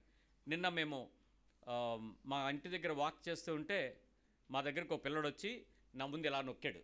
ఏం నొక్కుతున్నాడు అని చూసేలోపు అదేదో వచ్చి నన్ను అంటుకుంది. ఇక్కడ ఏంట్రా అంటే స్పైడర్ మ్యాన్ అన్నాడు. అప్పుడు అర్థమైంది ఆడు స్పైడర్ మ్యాన్ డ్రెస్సులో ఉన్నాడని. ఆ డ్రెస్ వేసుకుని అది అమ్ముతున్నారంట ఇంటర్నెట్లో. అది వేసుకున్నాడు, సాలిగూడ్ లాంటిది. సీరియస్గా వచ్చి ఆడు అందరినీ చేస్తున్నాడేమో నాకు తెలీదు, నేను ఎదురుపట్టేటికి నొక్కేసాడు. ఇలాగా గమ్ము వచ్చిందండి. తాడు లాంటిది వచ్చి టపక్కన ఇక్కడ అంటుకుంది. అన్నాడు నువ్వేమైనా మేడ మీదకి ఇసిరేస్తావేట్రా అన్నాను. అందుకంటే మీరు రారు కదా అన్నాడు. అమ్మయ్యా, అయితే ఆడు స్పైడర్ మ్యాన్ కాదు, నేను ఆడి ఎనిమిని కాదు. వాళ్ళు ఇప్పుడు బ్యాట్ మ్యాను, స్పైడర్ మ్యాను వీళ్ళందరూ పెద్ద పెద్ద. వాళ్ళు నిజంగా లోపల ఎవరున్నారు? ఒక మనిషి. వాడి మీద ఎవరున్నారు? ఆ వెబ్, ఆ స్పైడర్ అయితే స్పైడరు, బ్యాట్ మ్యాన్ అయితే బ్యాట్ మ్యాను, ఇంకేమన్నా హీ మ్యాను, ఆ మ్యాను, ఈ మ్యాను. వాళ్ళు ధరించుకున్నారు కదా వాళ్ళు. అది వేసుకుని ఐస్ మ్యాను వీళ్ళందరూ లోపల ఒక మనిషి మామూలుడే. ఇప్పుడు నేను మామూలుడినే, మామూలు దానిగా ఉండాలి. నా మీద ఎవరు ధరించబడి ఉండాలి? ఇప్పుడు యేసుక్రీస్తు ధరించుకుని ఉండాలి. నా మీదకి వచ్చిన వాడు యేసుక్రీస్తు అయి ఉండాలి. యేసుక్రీస్తు నా మీదకి వచ్చేసిన తర్వాత నేనేం చేయకూడదు ఇక్కడ చెప్తున్నాడు. ఏం చేయకూడదంట? శరీరేచ్ఛలను నెరవేర్చుకున్నటకు శరీరము విషయమై ఆలోచన చేసుకోకూడదు. ఏమిచ్చలు? శరీరానికి ఎన్ని ఇచ్చలు, కోరికలు ఉంటాయి తెలుసా? వాళ్ళందరూ చేస్తున్నారు, నేనెందుకు చేసుకోకూడదు అనండి ఒకసారి. నోటితో ఏమవ్వదు? వాళ్ళు ఏమో అలా అవుతున్నారు, మనం ఎందుకు అవ్వకూడదు? ఇది శరీరేచ్ఛ అండి. ఈ ఫోటోగ్రాఫర్లు, వీడియోగ్రాఫర్లు వచ్చి విశ్వాసుల్ని చెడగొట్టేస్తున్నారు. వాళ్ళు ఏమంటున్నారో తెలుసా? ఇంత ఖర్చు పెడుతున్నారండి మీరు, అంత పెద్ద పాస్టర్ గారు వస్తున్నారు మీ దగ్గరికి, పెళ్ళిలో కనీసం ఈ మాత్రం లేకపోతే ఎలాగా అన్నాడంట ఒకడు. ఆ వీడియోగ్రాఫర్ చెప్పిన మాటకి ఆ పెళ్లి కూతురు అందంట, ఒక్కసారే కదా డాడీ పెళ్లి చేసుకునేది, అన్నిసార్లు చేసుకుంటామేంటి, వాళ్ళు చేసినట్టు మనం కూడా తీసుకుంటే తప్పేంటి డాడీ అన్నాడు. ఇద్దరు కోరిక నెరవేరింది. ఎవరిది? ఫోటోగ్రాఫర్ది, పెళ్లి కూతురుది. తండ్రి ఏం చేయలేకపోయాడు, తల్లి ఏం చేయలేకపోయింది. తండ్రి ఏమైనా చెప్పినా ఎవరి మాట చెల్లుద్ది? వాళ్ళ మాట గెలిచింది. గెలిచిన తర్వాత ఆడు చెప్పాడు, ఎలా ఫోటోలు తీసుకోవాలో చెప్పాడు. స్టిల్, యాక్షన్, రోలింగ్, ఆన్ అన్నాడు. ఆ యాక్షన్లో ఫోటోలు వచ్చాయి. ఆ యాక్షన్లో ఫోటోల్లో ఈ అబ్బాయి ఆ అమ్మాయిని ముక్కు మీద ముక్కు, మూతి మీద మూతి పెట్టి ఫోటో తీసుకుంటూ లవ్ సింబల్ వచ్చేలాగా తయారు చేశాడు. ఇక్కడి నుంచి అక్కడికి ఆ పిల్లోడికి పిల్లకి. ఆ ఇద్దరు ఫోటో వెల్కమ్ అడ్రస్ మీద పెట్టారు. పెళ్లి చేయాల్సింది నేనే. లెఫ్ట్ సైడ్ ద్వారం మీద ఇన్విటేషన్ మీదేమో వీడు ఆ అమ్మాయిని యానివర్సరీ కౌగులించుకున్నట్టు కౌగులించుకున్నాడు. అంటే ఒక సంవత్సరం అయిపోయిన తర్వాత వస్తుంది చూడు ప్రేమ, అప్పుడు పట్టుకుంటారు చూడిద్దరు, అట్లా పట్టుకున్నారు. ఇదంతా క్రియేటివిటీ ఎవరిది? ఒప్పుకున్నది ఎవరు? క్రీస్తుని ధరించుకున్న ఆత్మీయురాలు, సిస్టర్, మన సిస్టరే, మన సంఘంలో సిస్టరే. మొత్తానికి సిస్టరు ఆడన్యుడో లేదో నాకు తర్వాత విషయం, ఆ తర్వాత చెప్తాను మీకు. మొత్తానికి ఇలా ఎంటర్ అవుతుండగానే మా డ్రైవర్ భయ్య అన్నాడు, అన్నయ్య ఇద్దరు ఎవరని. అదే ఆలోచిస్తున్నాను రా ఎవరని. ఆపు కారు, కాసేపు తనితేరా చూద్దాం, పెళ్ళి అవుద్దో లేదు తర్వాత విషయం, కాసేపు ముందు చూసేద్దాం అని కాసేపు చూసాం. చూసిన తర్వాత లోపలికి వెళ్ళాను. పరిశుద్ధుడు అంటే పరిశుద్ధుడుగా కుర్రోడు, పరిశుద్ధురాలంటే అసలు ఏమీ తెలియనట్టు ముసుగేసుకుని పిల్ల ఉంది. వీళ్ళిద్దరిని ఏమనాలి? ఎవరిని మోసం చేస్తా? ఎవడు ఎదవ, ఎవడు ఎర్రోడు? ఇప్పుడు నేనే కదా ప్రభు, నేను ఇద్దరమే కదా అక్కడ. పిచ్చోళం అయిపోయింది. మీరు చేయాల్సిన పనులన్నీ శరీరేచ్ఛలు, మీకు కావలసిన భంగిమలు, కావలసిన ఆనందాలు, కావలసిన సుఖాలు, కావలసిన సంతోషాలు, కావలసిన తిరుగుళ్ళు, కావలసిన మరుగుళ్ళు అన్నీ అయిపోయినాయి. పరిశుద్ధ వివాహం. ఏం వివాహం? ఏం పిచ్చోడండి ప్రభు. పిలిచి చెప్పాను, 10 నిమిషాలు టైం ఇస్తాను, అవన్నీ చింపండి, ఒక్కడ కనపడినా పెళ్లి చేయను. వేసిన ఎదవేషాలకి గుండె బగబగలు ఆడిపోతుంది. కానీ పిలిచిన వాళ్ళు, వచ్చిన వాళ్ళు బోళ్ళు ముందు ఉన్నారే. అతిథులను అవమానపరచడం. మీ తండ్రి విశ్వాసే, నీ తల్లి విశ్వాసురాలే, ఆవిడ్ని పక్కకు పెట్టి సంపాదిస్తున్న ముసుగులో, ఆఫ్టర్ ఆల్ డబ్బులు నేను కూడా సంపాదిస్తున్నానని కొవ్వు పట్టిన నీ శరీరం, నీ శరీరేచ్ఛలను నెరవేర్చుకోవడానికి నీ తండ్రిని తల్లిని విశ్వాసులుగా ఎర్రోళం చేసి నువ్వు చేసుకున్నటువంటి ఈ ఆర్భాటాలకి మేం పిచ్చోళమా? 10 నిమిషాల టైము. కార్యక్రమం స్టేజ్ మీదకి రావాలి అని అంటే ఆ కార్యక్రమంలో కూడా నేను కొన్ని కార్యక్రమాలు చేయను. ఏంటా కార్యక్రమం చేయను? అక్కడికి వచ్చిన తర్వాత ఉందువా ఉందును, తిందువా తిందును, చేద్దువా చేద్దును. ఇప్పుడు ముసుగుది, ఇంకెందుకు ముసుగుది? వేసిన ఆశాల కాశ్మీర్లు వేసినవి ఉన్నాయి కదా, అది చాలు. ఇంకే ముసుగు తీసుకుని నువ్వు నిలబడు. నేను వెళ్ళిలో చెప్తాను ఆ విషయం. ఏమనంటే వీళ్ళు పెళ్ళికి ముందు చాలా తిరిగారు, చాలా ఇష్టం వచ్చిన దగ్గర తిరిగారు, వీళ్ళకి సిగ్గు లేదు, వీళ్ళు శరీరేచ్ఛలు నెరవేర్చుకునేవారు, పెళ్ళి అనేటువంటి పబ్లిక్ ఆమోదం కోసం మాత్రమే వచ్చారు. కాబట్టి ఈ పనిని మర్యాదగానే చేస్తాం, క్రమంగానే చేస్తాం, అధికారం ప్రభుత్వ పక్షంగా నాకుంది కాబట్టి ఆ విషయంలోనే నేను చేస్తున్నాను అని చెప్తాను. ఇది ఇష్టమైతే ముసుగు తీసేసుకుని వచ్చి స్టేజ్ మీదకి రండి, నేను పెళ్లి చేస్తాను. అంతేగా పరేశోద్దా పరేశోద్దా, ఎందుక శుద్ధా? అక్కడ శుద్ధాగా లేనిది నీకెందుకు ఆ పరిశుద్ధ పాట ఎందుకు? ప్రభు కొరకు అక్కడేమో నీ వీడియోలో కావాల్సినటువంటి ఆర్భాటాలుగా నన్ను చేయాల్సిందే. నేను ఇష్టం వచ్చినట్టు చేస్తే చెయ్యి బానే అన్న. వాళ్ళ నాన్నగారు చెప్పారు, పాస్టర్ గారు పెళ్ళి ఆపేసిన నాకు అభ్యంతరం లేదంటాడు ఆయన. ఎంత మండిపోయిందో, దీని శరీరేచ్ఛలకు ఎంత నలిగిపోయాడో ఆత్మీయుడు కదూ. ఆపేయండి పర్వాలేదు, పోతే పోయింది, ఖర్చు అడుక్కునే వాళ్ళకి పెట్టేద్దాం భోజనాలు, రోడ్డు మీద అందరికీ పిలిచేస్తాను నేను. సిగ్గుపడిన పాస్టర్ గారు, చెప్పి చెప్పి ఇసిగిపోయాను. అది ఉద్యోగం చేస్తుందని, అది ఒక సాఫ్ట్వేర్లో 1,00,000 రూపాయలు తెచ్చుకుంటుందని దాన్ని చెప్పిన దానికల్లా మమ్మల్ని ఆడమందండి. మేము ఆడామండి. మాకైనా సిగ్గుండాలి పాస్టర్ గారు. కానివ్వండి. శరీరేచ్ఛలకు నెరవేర్చబడుతున్నావో యవనస్తులారా, జాగ్రత్తగా ఉండండి. మీ విశ్వాస జీవితాలలో దేవుని వాక్యమును గనక ఎరిగి క్రీస్తుని ధరించుకున్న దానివైతే, బాప్తిస్మం ద్వారా క్రీస్తునందు మృతి పొంది పునరుద్ధాన శక్తిని ధరించుకున్న వాడివైతే, నీ జీవితంలో శరీరేచ్ఛలు నెరవేర్చకుండా పరిశుద్ధ వివాహానికి సిద్ధం కా. అంతేగాని ఆ పాస్టర్ గారు కూతురు చేసుకుంది, పాస్టర్ గారు కొడుకు చేస్తే తప్పులేదు, సిగ్గులేని వాళ్ళు 100 చేస్తారు. నీకేమొచ్చింది రోగం? నీకు వాక్యం తెలుసు కదా, వాక్యానుసారము జీవితానికి నువ్వు ఉన్నటువంటి సంఘానికి కట్టుబడి ఉన్నావు కదా. తెలియని వ్యక్తులు చేశారంటే అర్థం ఉంది. తెలిసిన వాళ్ళు చేసే మోసానికి నిన్నెవడు లోపడమన్నాడు? వాక్యం హెచ్చరించడం లేదా నీకో? నీ మనస్సాక్షి లేదా? నీ అంతరంగంలో పరిశుద్ధాత్మలో దుఃఖపట్టలేదా? దుఃఖపరచకూడదని నీకు తెలియదా? ఎవడో మెహర్బానికి చేస్తే వాడి పక్కకి నువ్వు ఎందుకు వెళ్తావు? ఆ తండ్రి ఏడుస్తున్న ఏడుపు చూసి నాకు బాధ అనిపించింది. అయ్యా, మీరు బాధపడకండి, నేను పెళ్లి చేసి పెడతా. నువ్వు నన్ను పిలిచావు, మర్యాదకైనా నేను చేసి పెడతా. కాకపోతే తప్పును వరవలేను. తప్పు తప్పే. అక్కడ వాడు గడ్డి తిన్నాడు. ఎవడో మెహర్బానీకో, ఎవడో మొప్పుకో, ఎవడో గొప్పకో ఆ వెలుగులు జిలుగులో కనపడడానికి చేశాడేమో. ప్రభువుని మహింపరచడానికి పని చేద్దాం. ఆ పిల్ల అంటది, నేను అందుకే చెప్పాను ఆలివను కాకుండా ఇంకెవరినైనా పెట్టమని. ఇక్కడ ప్రభువు ఏమైపోయినా పర్వాలేదు, పరిశుద్ధతకు భంగం కలిగినా పర్వాలేదు. క్రీస్తుని ధరించుకోవడం అంటే ఏంటి? నీ బ్రతుకులో బాప్తిస్మం యొక్క విలువేంటి? యవన కాలము నువ్వు రక్షించబడ్డ నీ కాపుదలు ఏంటి? యవనస్తులారా గుర్తుపెట్టుకోండి. ఈ రోజు నుంచి ఏ రోజు నువ్వు బాప్తిజం తీసుకున్నావో ఆ రోజు నువ్వు క్రీస్తులో చచ్చిపోయి పునరుద్ధాన శరీరం ధరించుకుంటున్నావు. నీ పాత శరీరం చచ్చిపోయింది, పాతవి గతించిపోయి. ఇంకెప్పుడు నేను క్రీస్తుని ధరించుకున్న పద్ధతిలో క్రీస్తు కొరకు సాక్షిగా బ్రతకాలి, క్రీస్తు కొరకు ఆలోచనతో బ్రతకాలి, క్రీస్తు కొరకు నీతిగా బ్రతకాలి, క్రీస్తు కొరకు నా శరీరం అంతటిని క్రీస్తుని ధరింప చేసుకున్న ప్రత్యక్షతను చూపించాలి.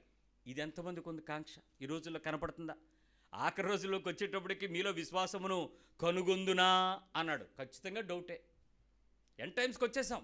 ఎందుకంటే ఏర్పరచబడిన వారు సైతం మోసగించబడి ఆ ప్రదేశంలో గొప్పగా రాయల్ ప్రీస్ట్హుడ్, దేవుని యొక్క రాజులని యాజక సమూహంగా కనపరుచుకోవాలని ప్రయత్నం చేస్తున్నారు. ఆయనేమో పరలోకంలో నుంచి రిక్తుడై వట్టివాడై ధనవంతుడైనప్పటికీ ఇక్కడ ధనవంతుడిగా చెప్పుకోకూడని భాగ్యంగా ఎంచుకొనక మనలను ధనవంతులుగా చేయడానికి ఆయన భేదవాడికే కిందకు వచ్చి పుట్టాడు. ఈ కొవ్వు పట్టిన క్రైస్తవ జనమేమో మేము రాజు కొడుకులు కాబట్టి మేము ఎంత బాగా కనపడాలి అనుకుంటున్నారు. ఆయనేమో అలాగ అనుకోలే. మరి నువ్వెందుకు అలాగ అనుకుంటున్నావు? నువ్వు దేవుని కొడుకువా? నువ్వు రిచ్ మ్యాన్ కూతురువా? అందుకని రిచ్గా తయారవుతావా? బైబిల్ అలా చెప్పిందా? నిన్నేం చెప్పింది? ఆయనే అలా వచ్చాడు, నీకేంటి ఎక్కువ? నువ్వెందుకు తెగబడిపోతున్నావు? ఎందుకు మిడిసిపోతున్నావు? ఎందుకు ఆ ఖర్చు? ఎందుకు అంగమా? ఎందుకు నీ శరీరం మీద అంత మిడిసిపాటు? ఒక్క పూటలో ఆ వాడిపోయే పువ్వు కన్నా నువ్వు గొప్పడివేం కాదే. ఆ పువ్వులే వచ్చి మన మొహం మీద వేస్తారే సస్తే ఏమనుకుంటున్నావు? బైబిల్ చెప్తున్న దానికి నువ్వు వ్యతిరేకంగా జీవించి అది ఆత్మీయతను రంగేసుకుంటే క్రీస్తుని ధరించుకున్న వారం కాదు. ఇది ఆఖరి రోజులు, మోసగించబడతావు. ఎవరిని చూసి నువ్వు రెచ్చిపోవద్దు, జాగ్రత్త. పాత స్వభావాన్ని తీసేసి నూతన స్వభావాన్ని ధరించుకోవాలి. అందుకే ప్రతిసారి ఏం చెప్తుంది 2 కొరింథీ పత్రిక 5:17, క్రీస్తునందున్నవాడు ఎవరు? నూతన సృష్టి, పాతవన్నీ ఏమైపోయాయి? ఇప్పుడు నీవు లాస్ట్ ఇయర్ బట్టలు ఈరోజు వేసుకోమంటే లాస్ట్ ఇయర్ బర్త్డే కొన్న బట్టలు మీరు వేసేసుకుని ఫోటోలు తీసేసుకుని హ్యాపీగా ఒక వారం 4 రోజులు తిరిగేసి ఓ సంవత్సరం పాటు వాడేసుకున్న తర్వాత లాస్ట్ ఇయర్ కొన్నదే ఇప్పుడు ఇస్తున్నాను అని చెప్పి ఆ బట్టలు తీసుకొచ్చి ఇప్పుడు ఈ సంవత్సరం వేసుకోండి. చూద్దాం ఎంతమంది వేసుకుంటారు. లాస్ట్ ఇయర్ బర్త్డే డ్రెస్ ఈ ఇయర్ బర్త్డేకి వేసుకోవాలి. ఎంత ఒక సెంటీమీటర్ 2 సెంటీమీటర్లు తేడా అవుతుంది, మహాయితో 2-3 అంగుళాలు, అంతకంటే పెద్ద తేడా ఏం రా. ఒప్పుకుంటారా? పిల్లలు ఒప్పుకుంటారా? లాస్ట్ ఇయర్ బట్టలు ఇప్పుడు వేస్తానంటే ఏమంటారు? డాడీ మమ్మీ తాలూకా సామాన్య జీవితం చూసి ఒప్పుకుంటారేమో కానీ అతి సామాన్యమైనటువంటి మిడిల్ క్లాస్ పీపుల్ కూడా ఏమంటారంటే కనీసం మా మమ్మీ మంచి బట్టలు కూడా కొనలేదు అంకులు అని ప్రార్థన కూడా చేస్తారు. దేవుని సన్నిధిలో దివేదారు ప్లేట్ చేస్తారు. అలాంటి పరిస్థితుల్లో క్రీస్తులో నీవు సంవత్సరం పెరిగావని చెప్పడానికి నీలో క్రొత్త మార్పు ఏంటి? ఆత్మీయంగా కొత్తవి క్రీస్తులో ఏం ధరించుకున్నావు చెప్పు. కొత్త సృష్టికి ఎక్కడ మారావు? పాతవి గతించినవి ఏమేమి కోల్పోయావు నువ్వు లాస్ట్ ఇయర్ కన్నా ఇయ్యారు? నేను కొంతమందిని చూస్తున్నాను, అదే యుద్ధాలు, అయ్యే గొడవలు, అయ్యే అనుమానాలు, అయ్యే అవమానాలు, అయ్యే అసహనాలు, అవే పోరాటాలు, అవే మనుషుల మధ్యలో మనుషులతో మాట్లాడుకునేటువంటి కారణాలు అంగుళం కూడా మారలేదు. ఏమండి? గొడవలోని కుటుంబాలు, భార్యాభర్తలు కుటుంబాలు చెప్పండి, ఏమైనా గొడవల్లో మార్పులు వచ్చినాయా? సేమ్ రిపీట్ అవుతున్నాయా లేదా? మాట్లాడరా? నేను మొన్న గొడవ అవుతుంటే ఇంకేమన్నా కొత్తది ఉంటే చెప్పండి రా అన్నాను. అన్నాడు పాత ఒకటి తీరలేదు మళ్ళీ ఇంకో కొత్త కావాలా అని అడుగుతున్నాడు. నేను అదే చెప్తున్నాను, కొత్తవి రావురా, ఎప్పుడు అయ్యే ఉంటాయి, మానేయండిరా, మారిపోండిరా అని. అవి ఎలాగవుద్ది? మారదు. ఎప్పుడు చూసినా ఈ మొగుడు భార్య మీదే చెప్తాడు, ఎప్పుడు చూసినా ఈ భార్య మొగుడి మీద చెప్తుంది.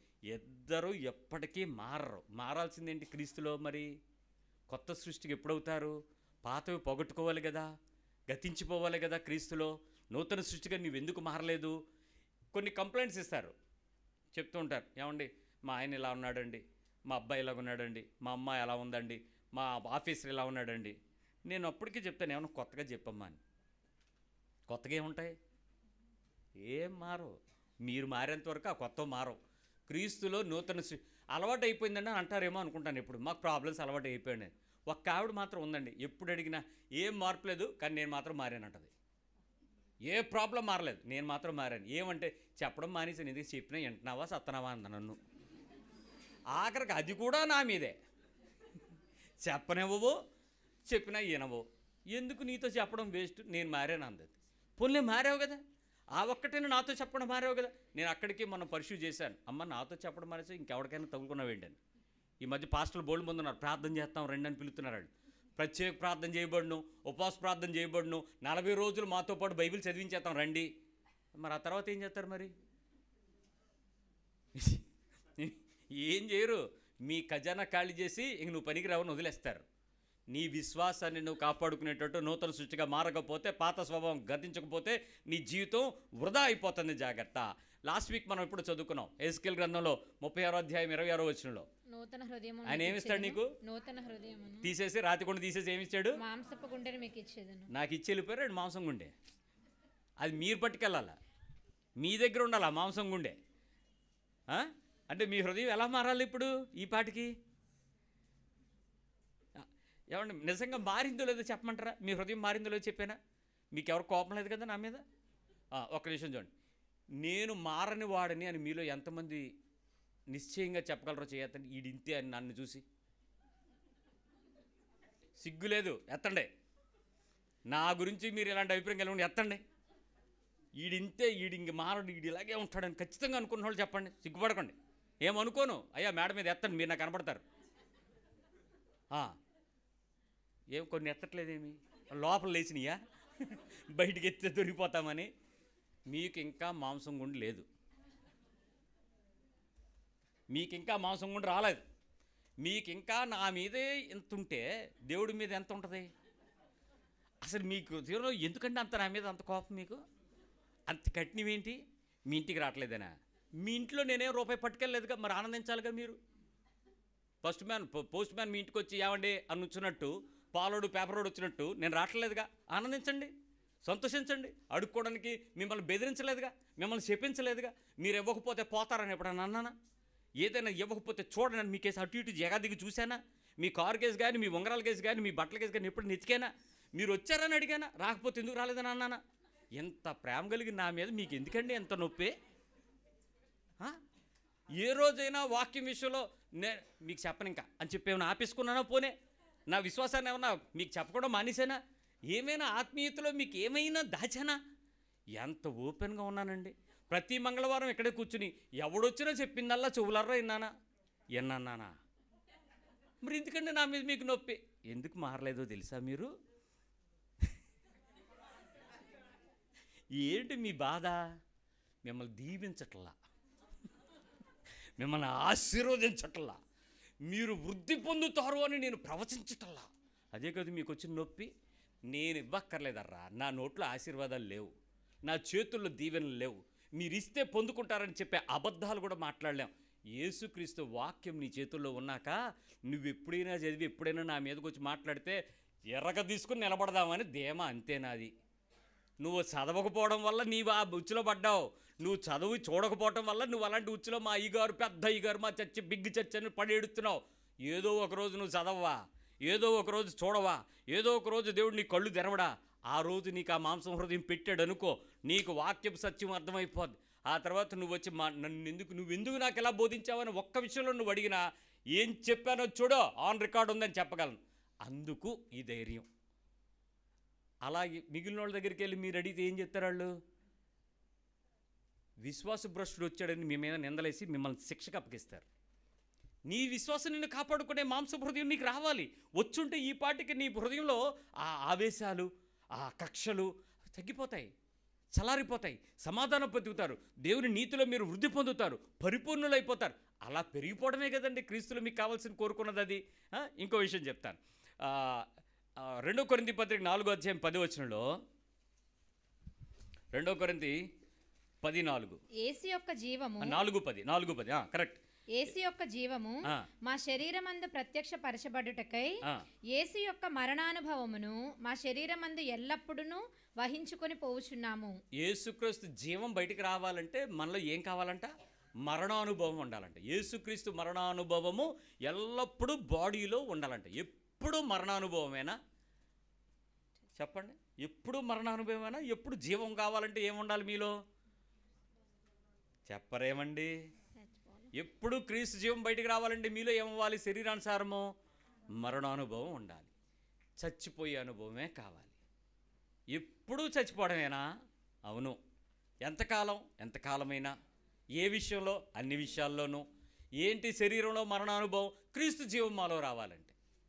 వాళ్ళందరూ చెప్తున్నారు చూడండి అక్కడ ఎంత ఆనందిస్తున్నారంటే, సారీ అలాంటివి నేను చేయలేనండి. వాళ్ళు చూడండి ఎంత సుఖపడుతున్నారు, సారీ నేను అనుభవించలేనండి. వాళ్ళు చూడండి ఎంత మహిమ పొందుతున్నారు, సారీ నేను రాలేనండి. మరణానుభవం బయటికి రావాలి.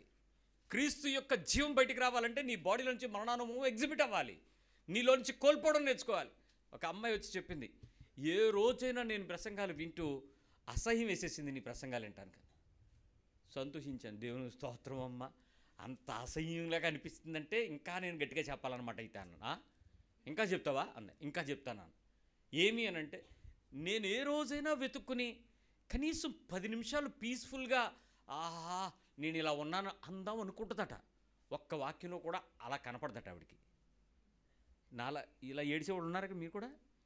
ఈరోజైనా నేను కొంచెం శాద తీరుద్దామని వస్తే ఈరోజు చంపేశాడు, ఈరోజు నన్ను పాపం చేశాడు, ఈరోజు నాలో తప్పు కనబడిపోయింది, ఇంకా నేను ఇలా లేను అని ఇంకా అనిపిస్తుందా మీకు? ఇంకా అనిపించట్లేదా? వాసవేమన్నా మనస్సాక్షితో కూర్చున్నారేంటి? దేవుని మాటలో నీ క్రీస్తు బయటికి రావాలంటే నువ్వు సావడం నేర్చుకోవాలి. నీవు చచ్చిపోవాలి. నీ మనస్సులో నుంచి, నీ శరీరంలో నుంచి, నీ కోరికల్లో నుంచి, నీ మాటల్లో నుంచి, నీ శరీరం నుంచి బయటకు చూపిస్తున్న ప్రతి పాజిటివ్నెస్ చచ్చిపోవాలి. ఆ మరణానుభవం రాకుండా క్రీస్తు యొక్క జీవము నీలోంచి బయటకు రాదు. అది చస్తే తప్ప జీవము క్రీస్తులోంచి, ఆ గోధుమ గింజలోంచి బయటకు రాదు. ఎలా చచ్చిపోగలము? ఎక్కడెక్కడ కోల్పోగలవు? ఎక్కడెక్కడ మహిమ పొందలేవు? ఎక్కడెక్కడ నిన్ను కోల్పోగలవు? వెతుకు. నిన్ను చచ్చిపోవడానికి ఏ అవకాశం ఉందో వెతుకు. అది కదా క్రీస్తు జీవం నీలోకి రావాలి. కానీ శరీరం అసలు ఊరుకోదర్రా. ఏమంటది తెలుసా? ఎందుకు నువ్వు మహిమ పొందవు? పద ముందుకు వేసుకుపోదాం రా అంటది. ఎంత కోల్పోవడానికి నువ్వు ప్రయత్నం చేయాలో తెలుసా? మామూలుగా అనిపించదండి. మొన్న ఒక ఆయన పిలిచారు స్టేజ్ మీద నన్ను. ఆ రోజు నేనే స్పీకర్ని కాబట్టి మరి నా పేరు పిలుస్తారు కదా. ఫస్ట్ పిలిచేటప్పటికే నేను ఆ మూలం కూర్చునుంటే ఆయన ఒక ఆయన చూసి, అయ్యగారు మిమ్మల్ని పిలుస్తున్నారండి. ఆయన పిలుస్తారులే నువ్వు కూర్చోను. నా పక్కన నుండి మళ్ళీ పిలిచి, సార్ ఎక్కడ ఉన్నారు అయ్యగారు అని చెప్తున్నాడు. నీకెందుకు అంత ఉత్సాహం? నేను లేదు కదా కూర్చోన్నాడు. 10 నిమిషాల తర్వాత ఆ కన్వీనర్ గారు వచ్చి, అయ్యగారు మీకు స్టేజ్ మీదకి ఆసీనులు కండి అన్నాడు. మీరు కూర్చోండి, నేను ఇక్కడ కూర్చుంటాను, కార్యక్రమం కానివ్వండి. ఆ తర్వాత ఆయనకు కోపం వచ్చిందో బాధ వచ్చిందో తెలియదు. అధ్యక్షుడు అంటాడు, ఎంత పిలిచినా వేదిక మీదకు సభా మర్యాదను కూడా గుర్తించలేని స్పీకర్ ఈరోజు మన మధ్యలో ఉన్నాడు అన్నాడు. కొన్ని నువ్వు బతికావు చాలు. ఆ మాట అనాలనుకున్నాడు, ఆపుకోలేక ఆఖరికి ఏమైపోయింది? ఆయన బతికిశాడు. ప్రభువా సంతోషం నాయన. అంత పొగిడుతున్నా, అంత గొప్ప చేస్తున్నా అక్కడికి వెళ్ళి కూర్చోవడానికి కావాల్సిన మనస్సులో కూడా ఇవ్వలేదే. చాలా సంతోషం నాయన, నన్ను చంపావు, సంతోషం. అది గెలవకుండా ఉండేటట్లు, దాని మీదకి వెళ్ళకుండా ఉండేటట్లు, ఆ ఫోకస్లో కనపడకుండా ఉండేటట్లు నాకు ఇచ్చిన పని వాక్యం చెప్పడం, వెళ్ళడం, వాక్యం చెప్పడం, అయిపోయిన వెంటనే వాళ్ళకి అప్పగించి వచ్చి కూర్చోవడం. అది నేర్చుకుంటే నాకు చాలు. నా జీవితంలో దాన్ని దాటిపోను ప్రభువా, నాకు అలాగే ఇవ్వు ప్రభువా. హృదయం పక్క ఏమని తెలుసా? అది చేస్తున్నందుకు ఉప్పొంగిపోతుంది. అప్పుడు ప్రభు అన్నాడు, నువ్వు రెండిటికి సమానంగానే ఉన్నావని. నా మోసం చూడండి. వెళ్ళలేనందుకు నేను గర్వపడుతున్నానంట లోపల. ఇది కూడా వెళ్తేనే బెటర్ దానికన్నా అన్నాడు. చిచ్చి ఇదేంటి ప్రభువా, నేను వెళ్ళలేదని సంతోషపడుతుంటే నువ్వు ఇలా అంటావు ఏంటి అని అంటే, వెళ్ళలేదన్న గర్వం కూడా దాన్ని వెళ్ళినాడుతో సమానమే, వెళ్ళిపోవడం బెటర్ అంట. ఆహా, అలా కూడా బతకూడదు అనమాట. అయితే ఏమవ్వాలి మరి చెప్పండర్రా. ఆ రోజు నాకు అర్థమైంది, ఇంకా నేను సావలేదని, ఇంకా ఆయన కోరుకున్న రూపంలోకి మారడానికి ఏదో జరగాలి. అక్కడ అర్హత, అక్కడ ఆ ప్రదేశంలోకి వెళ్ళడం నాకు గొప్ప. అక్కడ నేను నిలబడితే నేను మినిమం ఆనందం సంతోషించగలను. కానీ అది కోల్పోయానని, అది చెయ్యలేదనే ఆనందం కూడా ప్రభు ఎక్స్పెక్ట్ చేయట్లేదట.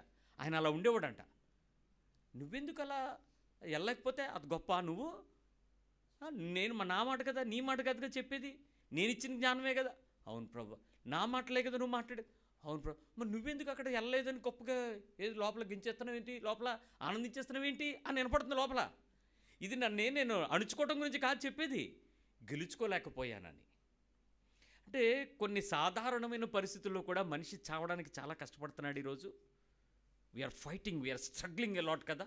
చిన్న చిన్న ఇష్యూస్ దగ్గర దేవుడు ఎంత నీతి పరిశుద్ధతను కోరుతాడో చూడండి మనలో. అలా కాకుండా మీరు ఎక్కడైనా నిలబడుతున్నారేమో చూసుకోండి. ఆయన చెప్తున్నాడు ఆ విషయంలో కుదరదంట. అందుకని మనలో మరణము జరుగుతున్నప్పుడు క్రీస్తు జీవము మనలో నుంచి బయటికి ప్రత్యక్షమవుతుంది. ఎంత మరణానుభవం గెలవగలుగుతున్నారో, ఎంత పరిస్థితులు వస్తుందో ఆ విషయం ఒకసారి చూద్దాం. హెబ్రీ పత్రిక 4:16 గనుక హెబ్రీ 4:16 కనుక మనము కనికరింపబడి సమయోచితమైన సహాయం కొరకు కృప పొందినట్లు ధైర్యముతో కృపాసనము యొద్దకు చేరుదుము. ఏం చేద్దాం? ఆయన దగ్గరికి ఏ పరిస్థితి వచ్చినా ధైర్యంగా ఆయన కృపాసనం దగ్గరికి వెళ్ళిపోవాలంట. ఏ సిచ్యువేషన్ వచ్చినా దేవునిని విడిచిపెట్టక, ఆయన సహవాసానికి కాక, ఆయన సింహాసనం దగ్గరికి కాక, ఆయన పాదాల దగ్గరికి కాక, దేవుని దగ్గరికి కాకుండా ఇంకెక్కడికి వెళ్లకుండా ధైర్యంగా ఆయన దగ్గరికి రాగలరా? సమయోచితమైన సహాయం కొరకు ధైర్యంగా ఆయన కృపాసనం దగ్గర నిలబడగలరా? స్ట్రైట్ అవే వెళ్ళి ఆయనతో నిలబడగలరా? అందుకే బైబిల్ చెప్తుంది, ఏ పరిస్థితుల్లోనైనా మన ప్రార్థనా జీవితంలో ఏ సిచ్యువేషన్ అయినా రానివ్వండి, నేను క్రీస్తుతో కూడా మంచి సమయాన్ని అన్ని వేళలా పంచుకోగలను. మీలో ఎంతమంది ఈ మాట చెప్పగలరు? All the time, any situation, నేను క్రీస్తుతో ఆయన ధైర్యంగా ఆయన దగ్గరికి వెళ్ళి చెప్పగలను. నేను చెప్పగలను. మీరు ఎంతమంది చెప్పగలరు? ఏ సిచ్యువేషన్ అయినా రానివ్వండి, గుడ్ ఆర్ బ్యాడ్, మీరు మంచి చేయండి, చెడు చేయండి, మీరు తప్పు చేయండి, పాపం చేయండి, ధైర్యంగా ఆయన దగ్గరికి వెళ్ళి నేను ఇలా ఉన్నాను, నేను ఇలా ఉండకూడదని నాకు తెలుసు, కానీ నా బాడీ ఒప్పుకోవట్లేదు, నా మైండ్ ఒప్పుకోవట్లేదు, నా ప్రెజెన్స్ ఒప్పుకోవట్లేదు, నా సిచ్యువేషన్స్ ఒప్పుకోవట్లేదు, డిమాండ్ చేస్తున్నాయి, కానీ నేను ఇలా ఉండకూడదని నాకు తెలుస్తుంది, కానీ నాకు ఈ ఫైట్ని గెలవలేకపోతున్నాను. Lord, I want your help. నువ్వు నాకు చేయాలి, ఇప్పుడు తప్పదు. ఈ సిచ్యువేషన్లో నేను ఓవర్కమ్ చేయలేకపోతున్నాను, but I want your help. ఎంతమంది ఆయన ధైర్యంగా ఆయన దగ్గరికి వెళ్ళగలరు? కానీ ఒక సిచ్యువేషన్ తెలుస్తుంది, మీ మనసు ఏం చెప్పుద్దో తెలుసా? టైంలో నువ్వు చెయ్యకూడదని నీకు తెలుసు కదా, నువ్వు అవి చేస్తున్నావు, వెళ్ళి దేవుడి దగ్గర ఎలా మాట్లాడతావు అని అడుగుతాడండి ఒకడు. ఆడి పేరు బ్రదర్ సాతాన్. నాతాన్ కాదు, సాతాన్. ఆ సాతాన్ గడు వచ్చి ఏం చెప్తాడంటే, నీ చెయ్యకూడదని తెలిసి నువ్వు చేస్తూ పెద్ద హెల్ప్ అట. దేవుడు ఏం హెల్ప్ చేస్తాడు నీకు? నువ్వు చేయకూడదని తెలుసు కదా, మానే, అప్పుడు నీకు దేవుడు హెల్ప్ చేస్తాడు. లేకపోతే నన్ను అడుగు, నేను హెల్ప్ చేస్తాను అంటాడు. నీకు కావాల్సిన హెల్ప్ ఆడు. ఆశ్చర్యకరమైన సహాయం చేసేవాళ్ళు ఇద్దరే, ఒకటి దేవుడు, రెండు సాతాను. నువ్వు దేవుడి దగ్గరికి వచ్చావా, నొప్పితో కూడిన సహాయం ధైర్యంగా దొరుకుద్ది. సాతాన్ దగ్గరికి వచ్చావా, సంతోషంతో కూడిన ఆనందం సుఖంగా దొరుకుద్ది. ఏది కావాలి? సుఖంగా కావాలా? సాతాన్ దగ్గరికి వెళ్ళు. కష్టం కావాలా? దేవుని దగ్గరికి వెళ్ళు. దేవుని దగ్గరికి వెళ్తే జయం వస్తుంది. సాతాన్ దగ్గరికి వెళ్తే మళ్ళీ నువ్వు దేవుని దగ్గర రావాలి. అయ్యా నేను తప్పు చేశాను, నన్ను క్షమించాను, మళ్ళీ పశ్చాత్తాపం ఇక్కడికి రావాలి. ఈయన దగ్గరికి వెళ్తే నువ్వు పశ్చాత్తాపడక్కర్లే, నిన్ను తల ఎత్తుకునేలాగా చేస్తాడు. ఈ రెండు యూనిక్ హెల్ప్ వెంటనే దొరికేస్తాయి. ఒక్క నిమిషంలో ప్రభువు అనే పదం వాడకపోతే పాపముగా ముద్ర వేసుకునే స్థాయి నీ జీవితంకి వచ్చేస్తుంది, దగ్గరికి అందేస్తుంది. చూసుకోండి, కృపాసనం దగ్గరకు ధైర్యంగా దగ్గరికి వెళ్తాం. ఏం చేయాలి? ఒక ఆలోచన చేయండి. నేను మా కార్కి జీపీఎస్ పెడదామని చెప్పి మా ఫ్రెండ్కి ఫోన్ చేశాను. ఒరే, ఒక జీపీఎస్ సిస్టమ్ కావాలంటే దేనికి పెడతామని అడిగాడు. దేనికి పెడితే ఏంటి అని అడిగితే, కాదు, కారుకి పెడితే వేరే ఇస్తాను, బట్ టూ వీలర్కి పెడితే వేరేది ఇస్తాను అన్నాడు. అయితే కార్కే ఇవ్వు అన్నాను. ఏం దానికైనా కరెంట్ ఏమన్నా పెట్టాలంటే అక్కర్లేదురా 2 years వచ్చేస్తుంది దానిలో బ్యాటరీ, ఏం పర్వాలేదు, చిన్నదే వస్తువు అన్నాడు. ఎంత ఉంటుంది అన్నాను. అంటే చూపించాడు. 2.5 centimeters ఉంటుంది, ఇంత చిన్నది వచ్చింది, లేటెస్ట్, మన పర్సనల్ అంటున్నావు కాబట్టి నేను వాడుతుందే ఇస్తానులే, అది నీ ఫోన్లో ట్రాక్ అయిపోద్ది, ఎక్కడికి వెళ్ళినా నీ వెహికల్ ఎక్కడెక్కడ తిరుగుతుందో అంత కనపడిపోతూ ఉంటుంది, ప్రాబ్లం లేదు అన్నాడు. వెంటనే ఒకటి పంపించు అన్నాను. రేపు మధ్యాహ్నం ఇస్తానన్నాడు, రేపు వెళ్ళి తీసుకోవాలి. ఆ జీపీఎస్ కార్లో ఎక్కడ పెట్టామో చెప్పకుండా పెట్టమన్నాడు. పెడితే ఏమవుద్ది చెప్తే? డ్రైవర్ దాన్ని కనిపెడితే ఏం చేస్తాడు? ఆ జీపీఎస్ తీసి ఈ కార్ పార్కింగ్ ప్లేస్లో పెట్టి వెళ్ళిపోతాడు. అప్పుడు కార్ మాకు ఎక్కడ కనపడుతుంటుంది? మా పార్కింగ్లోనే ఉంటుంది. ఆడెక్కడో తిరుగుతూ ఉంటాడు. ఆ తర్వాత ఈ కిలోమీటర్లు ఎత్తుకోవాలి నేను. సరే అలా చెప్తూ ఉంటే నేను బాగానే మాట్లాడుకున్నాం. డబ్బులు ఎంత అంటే నీ దగ్గర డబ్బులు ఏంట్రా అన్నాడు. అంతా బాగానే ఉంది ఆ చిన్న జీపీఎస్ గురించి. నేను మాట్లాడేసి ఫోన్ పెట్టేసి కూర్చున్న తర్వాత నాకు వినపడుతుంది, నీలో జీపీఎస్ యాక్టివేట్ అయ్యిందా అని. ఊరుకోడండి, ఈయన మంచోడు కాదు యేసుప్రభు, మాట్లాడేస్తూ ఉంటాడు. ఏంటి ఆ జీపీఎస్? మీరు ఎక్కడికి వెళ్ళినా మిమ్మల్ని ట్రాక్ చేసే జీపీఎస్ ఆయనతో కనెక్ట్ అయ్యి ఉంటే ఏమవుద్ది చెప్పరే? ఎక్కడికి వెళ్ళినా ఏం చేస్తున్నా ఆ జీపీఎస్ కేవలం కారు ఎక్కడికి వెళ్తుందో, ఆగిందా, కదిలిందా మాత్రమే చూపిస్తుంది. ఏ దారిలో ఉంది పొజిషనల్ మ్యాప్ చూపిస్తుంది. ఈ జీపీఎస్ ఏమవుతుంటుంది? నేను ఇటు తిప్పినా చూపెడుతుంది, అటు తిప్పినా చూపెడుతుంది, అక్కడికి వెళ్ళి నిలబడితే నా కెమెరా కనపడతాను. వస్తప్పుడు ఈ జీపీఎస్ సంగతి ఏంటి? మీ పక్క వాళ్ళు చెప్పండి, నువ్వు జీపీఎస్ ట్రాకింగ్లో ఉన్నావని. ఎక్కడికైనా ఎలా చెల్లు, ఏమైనా చెయ్యి, ఏమైనా మాట్లాడు. ఈ జీపీఎస్ వాయిస్ కూడా రికార్డ్ చేస్తుందటండి. ఆ జీపీఎస్ ఇప్పుడు ఆ జీపీఎస్ మనల్ని ట్రాక్ చేసేటప్పుడు రెండే విషయాలను కంపల్ చేస్తుంది. యెహోషువ గ్రంథము 1వ అధ్యాయము, జోషువా చాప్టర్ 1 verse 8. ఈ ధర్మశాస్త్ర గ్రంథమును నీవు బోధింపక తప్పిపోకూడదు. దానిలో వ్రాయబడిన వాటన్నిటి ప్రకారము చేయుటకు నీవు జాగ్రత్త పడినట్లు దివారాత్రము దానిని ధ్యానించిన ఎడల నీ మార్గమును వర్ధిల్ల చేసుకుని చక్కగా ప్రవర్తించెదవు. ఎప్పుడు దివారాత్రము నీ మార్గాలు వర్ధిల్ల చేసుకొని చక్కగా ప్రవర్తించేటప్పుడు ఏం చేస్తుంది? ఇప్పుడు నీ జీపీఎస్ నువ్వు బైబిల్ ధ్యానిస్తున్నావో లేదో కూడా ట్రాక్ చేద్దట. భయ్యా నాకు దేవుడు తెలుసు, యెహోవా నా కాపరి, నువ్వెన్ని బేస్లో వాయిస్ పాడలే, ఆయన ఒకటే అంటాడు, నీకెంత కాపరి నీకు తెలుసు, నాకు ఆలివ్ గ్రీన్ పాస్టర్ గారు తెలుసు, నాకు ఆలివ్ బాబా పాస్టర్ గారు తెలుసు. ఏ బాబా తెలిసినా, ఏ గ్రీన్ తెలిసినా ప్రభు నీకు తెలుసా లేదా? ధర్మశాస్త్రం నీ నోట్లో ఎంత ఉంది, వాక్యము నీ హృదయంలో ఎంత ఉంది, నీవు దేవునితో సంబంధం సహవాసంలో ఎంత ఉన్నావు, ఇవే కదండి ట్రాకింగ్. ఏమండి, ఎంత ఎక్కువగా ధ్యానిస్తూ దానిని అంతరంగంలో హృదయపూర్వకంగా పట్టుకున్నావా, దానికి తగిన ప్రతిఫలం వర్ధిల్ల చేసుకునే నీ మార్గాలను తెరిచే బాధ్యత అయింది. ఇప్పుడు నేను ఏం చేస్తున్నా, ఎలా చేస్తున్నా, నేను చర్చికి వెళ్ళకపోయినా పర్వాలేదు, నీ జీపీఎస్ ఆఫ్ అయిపోద్ది, జాగ్రత్త. నేను బైబిల్ చదవకపోయినా పర్వాలేదు, వాట్సాప్లో వాక్యాలు వస్తున్నాయి, ట్రాక్ ఆఫ్ అయిపోద్ది, జాగ్రత్త. నేను ప్రార్థన చేయకపోయినా పర్వాలేదు, నీ జీపీఎస్ స్విచ్ ఆఫ్ అయిపోద్ది, బ్యాటరీ స్లో అయిపోద్ది, జాగ్రత్త. నేను వాక్యం ధ్యానించక్కర్లేదు, వినీసాను గంటసేపు, కుదరదు. బైబిల్ ఏం చెప్పింది? దాన్ని చదవాలి, దాన్ని ధ్యానించాలి, దాన్ని నోట్లో పెట్టుకోవాలి, దాన్ని ప్రకటించాలి, దాని ప్రకారం నువ్వు జీవించడానికి ప్రయత్నం చేస్తూ దేవుని సహాయం పొందాలి, కృపాసనం దగ్గరికి రావాలి. అప్పుడు నీ మార్గాలు ఆటోమేటిక్గా ఏమవుతాయి? వర్ధిల్లుతాయి. ఇక్కడ ఇవన్నీ వదిలేసి నేను కొత్త కోర్సు వచ్చింది అమీర్పేట వెళ్ళిపోతున్నాను అంది ఒక అమ్మాయి. ఎందుకనంటే ప్రమోషన్లో ఆ కోర్స్ చేస్తే నాకు ఎక్కువ డబ్బులు అవుతాయనంట. వెళ్ళు వర్ధిల్లుదు కానీ, వెళ్ళు అమీర్పేట వెళ్ళదు కానీ, రేపు ఇంకొక అంబాజీపేట వెళ్ళదు కానీ. ఎందుకు? నీ త్రోవ వర్ధిల్లడం అనంటే జీతం వర్ధిల్లడం కాదర్రా, నీ బ్రతుకులో దేవునితో నువ్వు ఆ ఉన్నత స్థాయిని స్థితిని చూడడం, దాన్ని అనుభవించగలగడం. ఆ స్థితిని నేను వర్ధిల్లాననే విషయం నాకు ఎప్పుడు తెలుసుద్ది? నా దేవునితో నా సంబంధం, నా దేవునితో నా అనుబంధం, నా దేవునిలో నా ఆనందం, నా దేవునితో నేను మాట్లాడుతుండేటప్పుడు నా ప్రభువు నాకు ఇచ్చే సమాధానం, నా బ్రతుకుని సరిచేయటం, నన్ను నేను చంపుకోవటం, నా శరీరంపై విజయం పొందడానికి ప్రయత్నం చేయటం, లోకపు ఆశలపై నేను విజయం పొందటం, నా మనస్సాక్షిని నేను దేవుని ఎదుట నిందారహితంగా నిలబెట్టుకోవడం, దీనిలో కదా నా భక్తి బయట కనబడేదే. ఇవన్నీ వదిలేసి మాకు చర్చిలు తెలుసు, మాకు పాస్టర్లు తెలుసు, మాకు పాటలు వచ్చు, మేము వీడియోలు తీసాం, మేము ప్రసంగాలు చేస్తాం. ఎవరికి కావాలి ఇవన్నీ? ప్రభు ఏమంటాడు? నీకు నాకు ఉన్న సంబంధం ఏంటి? నీ వర్ధిల్లటంలో నీకు నాకు మధ్యలో ఉండే నా మాట ఎంత? ఆయన తన మాటను బట్టి కాక ఆయన మరొక ఏ రికమెండేషన్ని ప్రభు యాక్సెప్ట్ చేయడరా. నేను మళ్ళీ చెప్తున్నాను మీకు, నాతో నేను రోజు మీ ఇంటికి వచ్చి తినేసిన, తాగేసిన, ప్రార్థనలు చేసేసిన మీకు ఒక్క నిమిషం కూడా వర్ధిల్లరు. కానీ దేవుని వాక్యంతో గనక నువ్వు వర్ధిల్లితే, దాని ప్రకారం జీవించడానికి నువ్వు లోబరుచుకోగలిగితే, దాని ప్రకారం చేయడానికి నువ్వు మనసుతో పెట్టి చేయగలిగితే, నిన్ను వర్ధిల్ల చేయగలిగినోడు ప్రపంచంలో ఆపగలిగినోడు ఎవడలేడని. ఏ గవర్నమెంట్ నీ మీద ప్రభుత్వం చేయలేదు, ఏ రూలు నీ మీద నిలబడదు. Because you are obeying the scripture.